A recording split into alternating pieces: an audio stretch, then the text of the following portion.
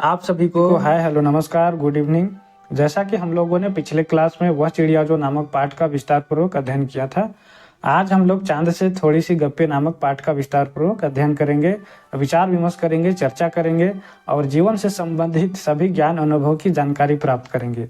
तो चलिए दोस्तों, सबसे पहले हम लोग शमशेर बहादुर सिंह जी का जीवन परिचय पढ़ेंगे, बिल्कुल संक्षेप में, लगभग 150 से 200 शब्दों में। कवि शमशेर बहादुर सिंह एक प्रसिद्ध हिंदी कवि थे, मतलब बहुत ही जाने माने हिंदी के प्रसिद्ध कवि थे। इनका जन्म एक जाट परिवार में 13 जनवरी 1911 को उत्तराखंड की राजधानी देहरादून में हुआ था। उत्तराखंड कहाँ है? देहरादून में है। इन्होंने अपनी शिक्षा देहरादून और इलाहाबाद में प्राप्त की। शमशेर बहादुर सिंह ने कविता लिखने की शुरुआत 1930 के दशक में की, मतलब कविता लिखने का काम 1930 के दशक में ही शुरू किए थे। ठीक है। इनकी कविताओं में सामाजिक, राजनीतिक और आध्यात्मिक विषयों का चित्रण मिलता है। सामाजिक विषय मतलब स्वास्थ्य से संबंधित विषय इनकी कविताओं में देखने को मिलता है। इनकी कविताओं की भाषा सरल और सार्थक है, मतलब लोग आसानी से पढ़कर समझ सकते हैं, इस तरह की कविता है।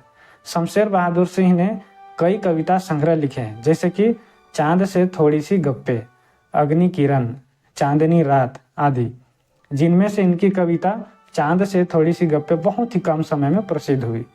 हिंदी साहित्य में अपना विशेष योगदान देने के लिए 1977 में साहित्य अकादमी पुरस्कार से इन्हें सम्मानित किया गया था। इनकी पत्नी धर्मवती की मृत्यु टीबी बीमारी के कारण हुई थी। अंततः 12 मई 1993 को 82 वर्ष की आयु में शमशेर बहादुर सिंह जी का निधन हो गया। इनकी कविताओं का महत्व आज भी बना हुआ है, क्योंकि हिंदी साहित्य को एक नई दिशा और नई ऊर्जा देने का काम किया। इसलिए इन्हें आज के समय में भी हिंदी साहित्य के एक विशिष्ट कवि के रूप में याद किया जाता है। अब हम लोग पढ़ेंगे कविता।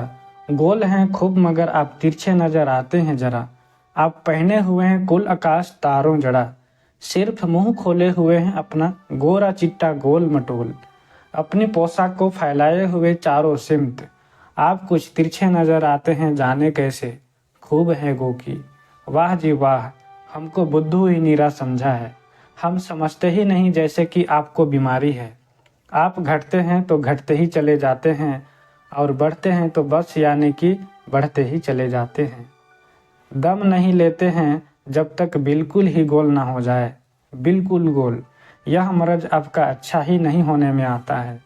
कठिन शब्दों के अर्थ। मर्ज मतलब बीमारी, सिम्त मतलब बीमारी के लक्षण, गोकी मतलब छुपाना, मुंह खोलना मतलब राज या गुप्त खुलना। चांद से थोड़ी सी गप्पें 10-11 साल की लड़की पर आधारित यह एक कविता है। पहला पद है, गोल हैं खूब मगर डॉट डॉट डॉट, यह मर्ज आपका अच्छा ही नहीं होने में आता है। संदर्भ।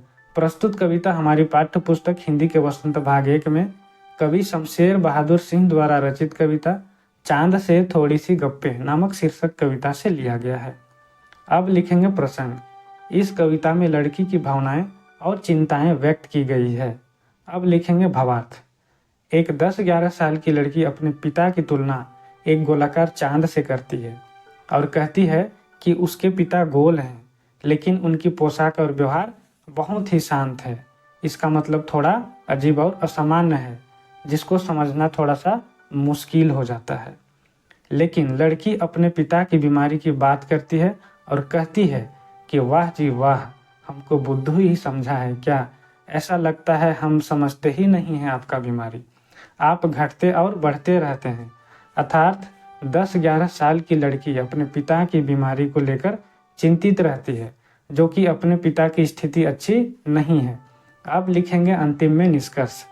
अतः हमें इस कविता के माध्यम से यह पता चलता है कि बच्चे भी अपने परिवार के सदस्यों की सेहत की परवाह करते हैं और उन्हें स्वस्थ होने की कामना करते हैं।